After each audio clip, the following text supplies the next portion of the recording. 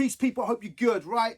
Super amped up as I always am when it comes to unboxing shoes. Kid in a candy shop vibes, you know, forgive me, but it's always a privilege and a great pleasure to do this. So yeah, I'm in a very blessed position indeed. My Footshop fam has looked out once again, and what I'm about to show you are the Nike Air Max 1 Kiss of Death 2.0s, as in collaboration with the Hong Kong streetwear brand Clot, as founded by Edison Chen and Kevin Poon all the way back in 2003. But if we, before we even get to what's going on here with the Air Max 1, which was designed in 1987 by the legendary Tinker Hatfield, let's flip things back to 2004, because that's when we first saw some of the most bugged out things ever, especially when it comes to the Air Force 2 as designed by the New York street artist Espo. The whole upper was virtually transparent. People bugged out. It was insane. And the panels that weren't transparent were translucent. So everyone was just like, whoa. It was a phenomenal work of art and one of the most appreciated silhouettes, not just from a sort of sneaker connoisseur perspective,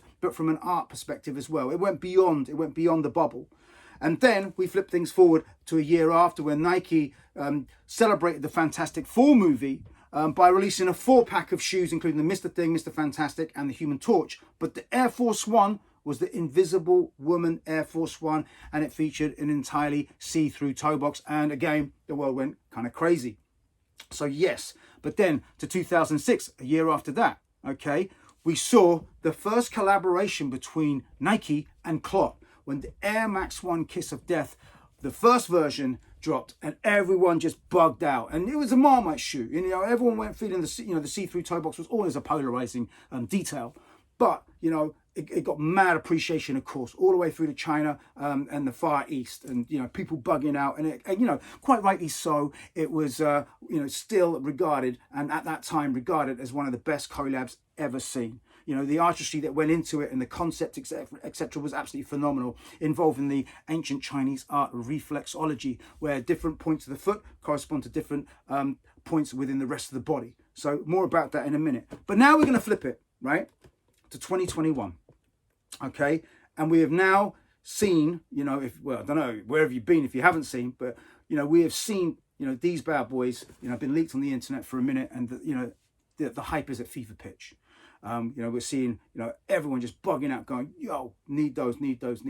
And it's the way that Nike is celebrating this year's introduction to Air Max Day, which is the 26th of March. So, okay, to the shoes. Footshop, man, you're looking out. Anyway, the box is absolutely wicked. The Chinese letters, I think they may spell out Clot. I hope I'm not wrong in that.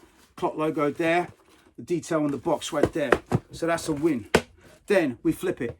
In the lid, we see Chinese letters and English words with numbers corresponding to that. So, like, number 1 is sinus. So this is all about the ancient art of, you know, Chinese ancient art of reflexology. So the point number 1, which is on the foot, that, you know, corresponds to the sinus. And, you know, like number 27, like number 26 is an insomnia point, and so on and so forth. So, you know, you can work that out. Okay. And for those who aren't familiar with reflexology, definitely something to, you know, read up on for sure. Absolutely. Right.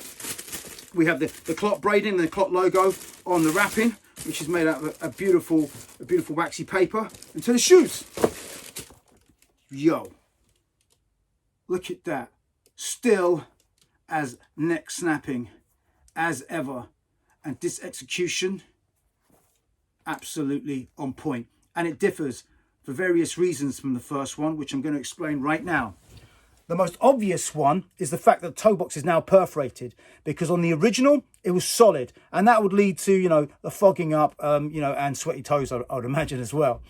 You have the beautiful suede here. You have the faux snakeskin stripe, as on the original.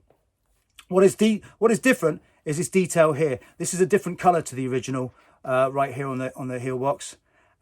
You have the ostrich effect leather collar right there, the fluoro accents. Okay, these are all details on the original. It's not lined exactly like the original, so I recommend that you go half a size down. So this is more like a shoe effect, a very premium effect. Reinforced right here for the Achilles, so that makes sure the comfort levels are at maximum. The striking midsole in that vivid orange, still in effect right there. Now, this is where things get interesting. This graphic is different to what was on the original one from 2006. What we have here is a depiction of the foot with color-coded and numbered points, which all correspond to different areas of the foot, and then subsequently to that chart that's written in the box, but also on the insole. Now the insole's different as well to what featured on the original one as well. So the numbers and what they correspond to on the sole are right here on the insole if you lose the box. But look at that. I have to say, Edison Chen and Kevin Poon have smashed it once again. Cold classics indeed. Cold classics for the street. Cold classics for your wardrobe.